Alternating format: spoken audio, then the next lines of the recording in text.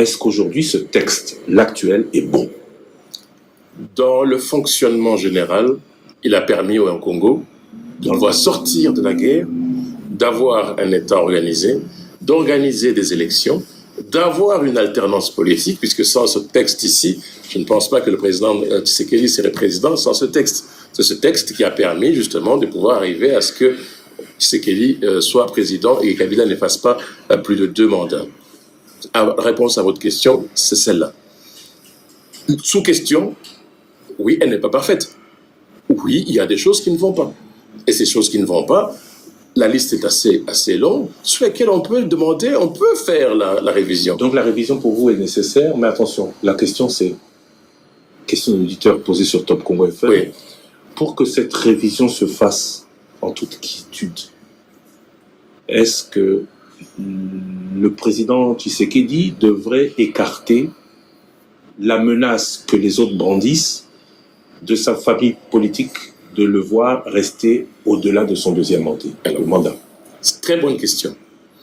Et très bonne question. Et lorsque vous lisez quand même, vous avez des retours de la part de vos auditeurs, que j'essaie de suivre tous les jours sur les antennes, on sent bien que beaucoup d'auditeurs ne sont pas pour l'extension et le changement de la durée de mandat. Et ça, c'est clair de ce que j'entends souvent parmi vos auditeurs.